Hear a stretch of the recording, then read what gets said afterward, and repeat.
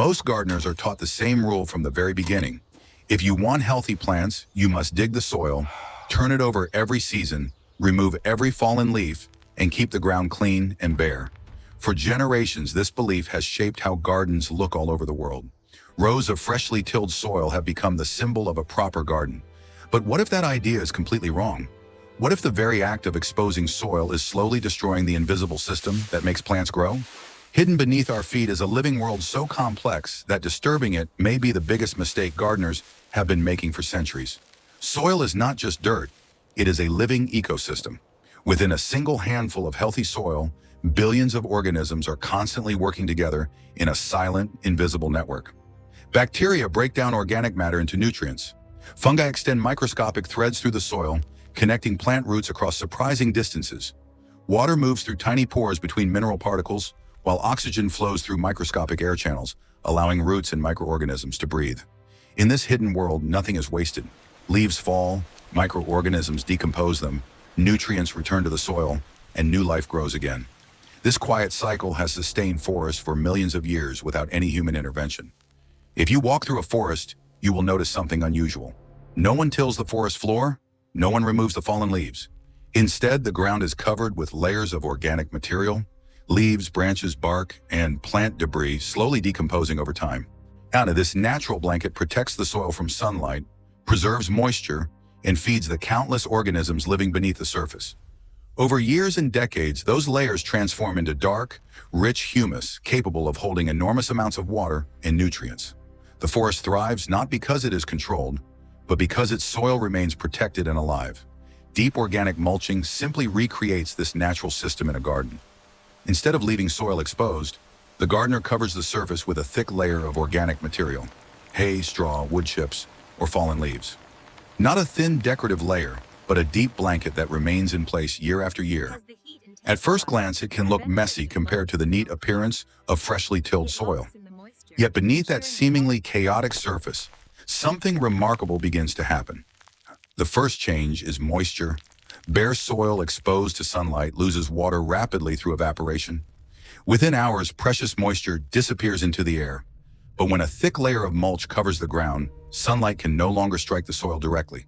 The mulch acts like a shield, dramatically slowing evaporation and allowing water to remain available to plant roots for far longer periods. In many gardens, this simple change can reduce watering needs by half. Mulch also protects the soil from extreme temperature swings. Exposed soil heats quickly during the day and cools rapidly at night, creating stress for plant roots and disrupting microbial life. A thick organic layer works like insulation, buffering the soil from intense heat and slowing heat loss during cooler nights. This stability creates the perfect environment for the living community beneath the surface to flourish. As the mulch slowly decomposes, it becomes food for soil organisms. Bacteria begin breaking down plant fibers into simpler molecules. Fungi extend delicate networks through the soil, forming partnerships with plant roots known as mycorrhizal associations.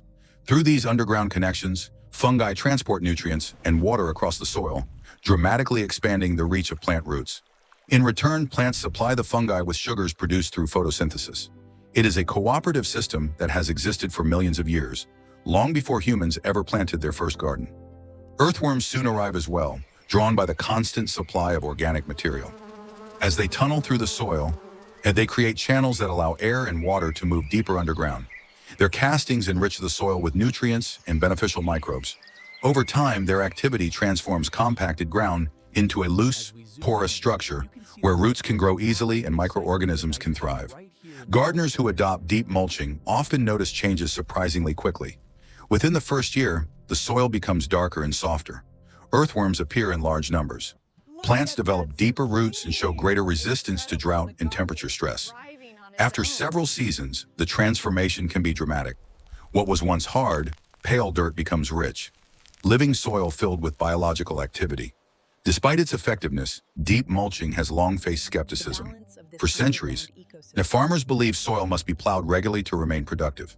Tilling became deeply rooted in agricultural tradition, shaping our visual idea of what a healthy garden should look like. A garden covered in thick organic material appears disorderly by comparison. Yet appearances can be misleading. Beneath that seemingly messy surface lies a highly organized ecosystem, performing the same tasks that fertilizers, machines and chemicals attempt to replicate. Deep organic mulching reveals an important truth about nature. Living systems function best when their natural cycles remain intact. When we disturb soil repeatedly, we break fungal networks, disrupt microbial communities, and accelerate the loss of organic matter. But when we protect the soil and allow life beneath the surface to flourish, the ecosystem begins to regulate itself. And in the end, the most powerful gardening technique may also be the simplest one. A quiet blanket of organic material resting on the soil surface can protect the ground, feed microorganisms, regulate moisture and temperature, and gradually transform lifeless dirt into fertile living earth. The forest floor has demonstrated this system for millions of years without any human instruction. Perhaps the real challenge is not learning a new method, but remembering what nature has been showing us all along.